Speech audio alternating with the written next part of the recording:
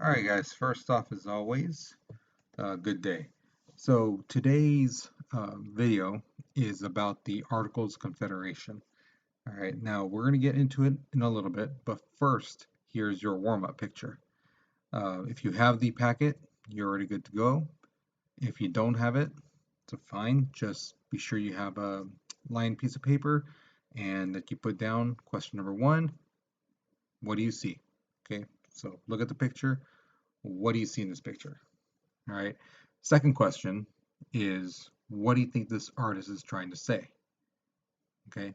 So again, look at the people, look at their expressions, look at what's being said, and then look at the item that the people are looking at.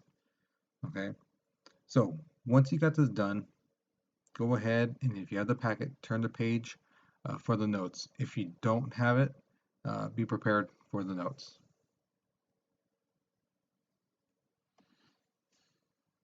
So here's the thing. Before the war ended, every state basically wrote up their own constitution. All right. Um, Virginia was the first one to start. Okay, they jumped on the ball right away in 1776. But Massachusetts was the first one to actually finish theirs. All right. Now here's the thing with the Massachusetts Constitution. Basically, it's like really, really good. And just like how most people do in class, when someone who does a really good job consistently, um, and they finish their work early in class, you might go, hey, let me look at your paper. I'm not gonna copy it or anything. I just want to see what you wrote down. But then you kind of end up copying it. Maybe not word for word, but it's basically the same thing. That's what a lot of other states did with the Massachusetts Constitution. They basically stole a lot of the stuff that Massachusetts wrote. Um, Now, the thing is, the Constitution called for a separation of powers between three branches: executive, legislative, and judicial. The legislative, it would be a bicameral, which meant that that one particular branch would have two branches going from that. So those two would be that one, okay, and that would be known as the House of Representatives and the Senate. Okay. They also included rights guaranteed as essential freedoms. Okay. Now, if you look at the picture to your right, that is actually the Constitution of the state of Massachusetts. Okay. So, uh, you have to remember too, every state has a constitution. We, California, have a constitution too. So it's not uncommon. Now, here's the thing. Um, there was this belief that individual liberties led to the notion of a separation of church and state. Because here's the thing, some states at this time actually had an official church. Um, like for example, now in Utah, their official church is the Mormon Church. I mean, a large um, portion of the state is Mormon. Here's the thing: back in this time, um, there was a lot of different religions, and some of these states would collect tax money and give it to the church. Now, the problem is this. Let's say the church money is going to go to Baptist. Are you a Baptist? You know. Now here's the problem. Your tax money is going to that Baptist church, but you're not it. That's not your religion. Is it fair that your money should go help that one particular church and not your own? And if you don't have a church, shouldn't it then go to one that you would want to go to? Or even then, why would they collect money from you to give to a church that you don't even go to, or you don't believe in? Things like that. So there was this kind of thing like where they shouldn't be like that. Now, another thing that happened at this time was the voting rights. This got stretched. Not too much, just a little. Whereas before, you could only vote if you were a white male who owned property. Uh, so now it's basically um, if you're a white male who paid their taxes, then you could vote. Okay. Now I know that doesn't seem like much of a stretch, but it was a stretch at that time. And as what you will learn in this class as time goes on in our history, in the US history, that the stretch really expands later on. Okay. And eventually covers minorities and women. Okay. So here is your midpoint question. Why do you think the founding fathers thought that the separation between church and state should be implemented in our country? So why do you think that um, the government felt, churches should be more over here, the state, and laws and things like that should be over here? Okay, so think about that. Think about how some churches, their beliefs, their customs, what they believe to be right, wrong, things like that. And think about the law. Okay, think about again the different religions, things like that. How are they similar? How are they different? Things like in that ball field. So that should help you out to get some ideas going in your head. Okay, but try to think of something. Okay. All right. So I have never heard this name besides this. So if you ever find it, please let me know. Um, there was this guy named Kwok Walker. Now, he took legal actions against his slave owner in Massachusetts. Now, the courts basically said that under their state constitution, there's a part called inherent liberty. And this is what Kwok was fighting for, saying, hey, you know what? I was born here. The state constitution basically says that if you're here, born here, and stuff like that, you are free. And so he fought and he won. And this basically abolished slavery in Massachusetts. And Massachusetts became known as a slave free state. Now, sadly, at that point, it was limited right there. Not every state was a free state. Uh, some were not given their freedom, and yet there are still women were not given political rights. Uh, Here's the thing that did happen for women was that they were actually granted divorces more easily. Now, this is huge because some women were trapped in marriages. You know, some marriages were arranged. Some marriages were basically it started off good, and all of a sudden, as time went on, the husband wasn't as he was. You know, he portrayed himself to be. So women got to get divorces easily, and also you have to remember sometimes some women um, own land that there was passed down to them, and that's why some guys would marry them, you know, put on the show, and all of a sudden once they got married, oh well, that's my land now. Also, women got better access to education, and this is huge. This is huge because some people felt that women should not be educated, that they should be kind of barefoot and pregnant type of stuff.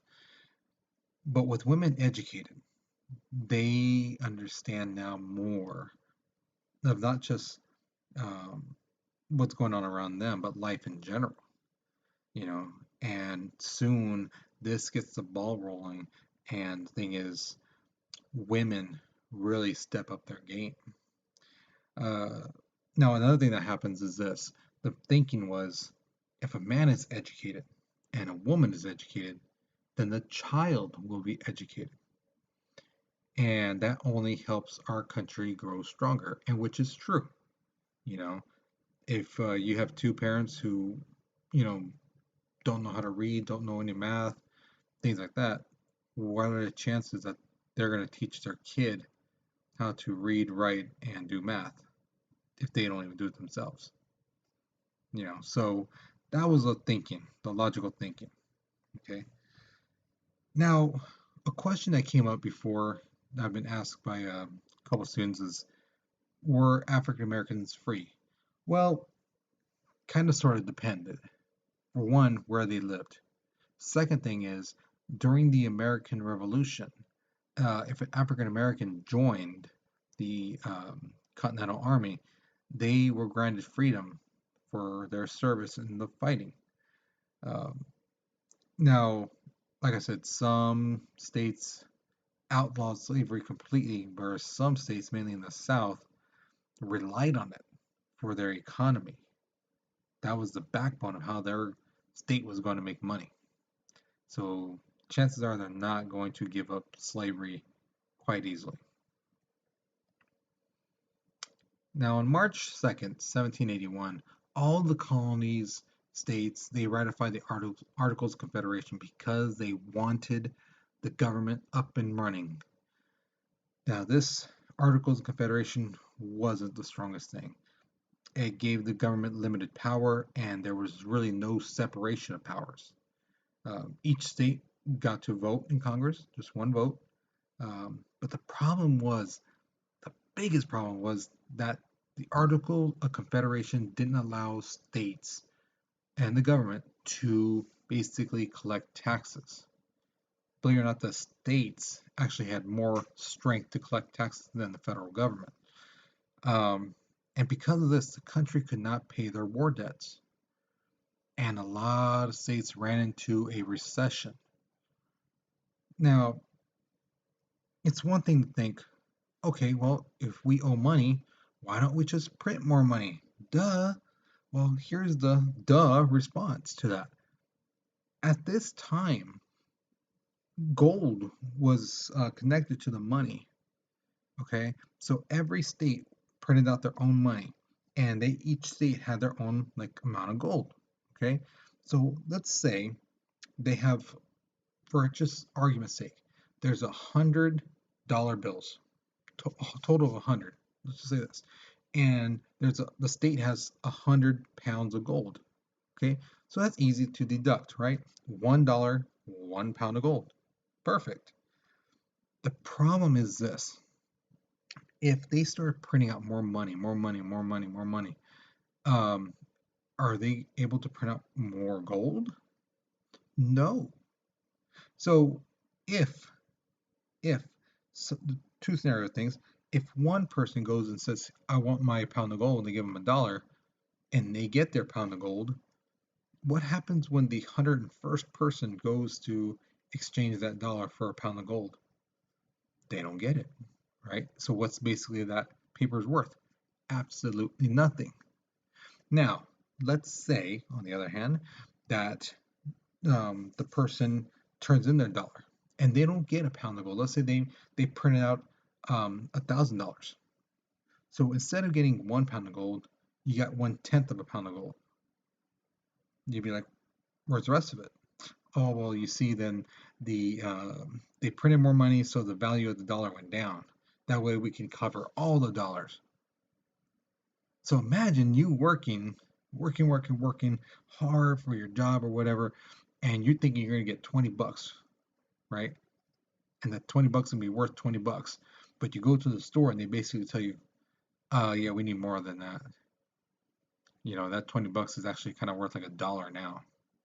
How upset would you be that you worked so hard and you thought that you're gonna get $20, but then you go to the store and you find out the value of it is only basically like $1 because the government printed out a bunch of money and it lowered the value of that dollar, or should that $20. So you would be pretty upset, and that's what happened here. So printing out more money is not the answer ever. It's this idea that, oh, we just do that and everything will go away. No, even today, if we did that, it would tank our economy so bad, and it's just not a good thing to have. So here's the thing. there was this, um, my bad. Sorry about that. There was this event that happened. It's called Shays Rebellion. And it was in January 1787 by um, this farmer named Daniel Shay. Basically, whenever there's a recession, the people who are hit hardest are poor farmers. Okay, and that's what happened to this guy. And he got upset, and he basically gathered 1,200 other farmers, and they protested the taxes. You know, so what happened is him and his people are going out, and they're trying to cause a riot, trying to kind of show the government, hey, we don't like this kind of stuff. And the state militia of Massachusetts basically put them down. They were fighting for about like a month. Okay. Now, this incident scared people, and it really got them wondering, like, oh my God, what did we do wrong? What's going on here? How come this thing is going so bad? And it basically showed people that this Articles of Confederation had its weaknesses. It was purely weak. And it showed people also that the government needed to be strong in order to actually enforce things and be able to do things to function. So it really opened up people's eyes. Now, in May 1787, every state except Rhode Island sent delegates to Philadelphia for the sole purpose of revising the Articles of Confederation. Now, the delegates quickly decided to throw away basically everything from the Articles of Confederation. I mean, everything. And basically start from the ground up. Now, there were 55 delegates, and they were known as the most distinguished leaders and in our country at that time. And they would call this the Constitutional Convention.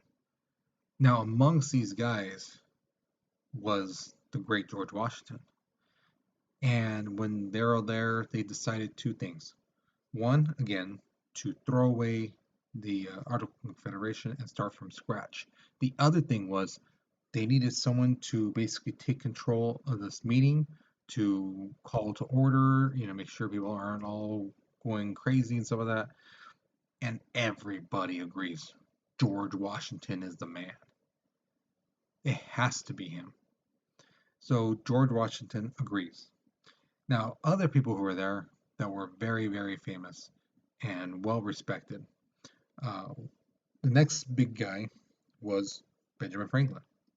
Now, Benjamin Franklin was not only a diplomat and an inventor, he was also a world known celebrity.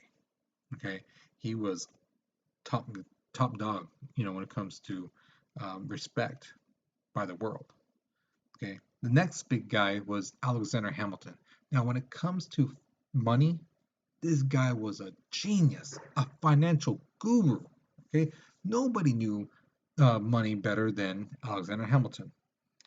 And then lastly would be future President James Madison. Okay. Now, if you look to the picture to your right, you can see Washington, Hamilton, and Benjamin Franklin. All right, so here is your final question. Why would just about every state send a person or people to represent them at this point of revising the articles? Okay, so think about it. Why would it be important for Pennsylvania, New York, South Carolina, North Carolina, Georgia to be sending people over to discuss the new Constitution? Okay, so take a minute, think about it, write it out. All right, so once you finish, that's the end. Okay, so we're at the end of this lesson.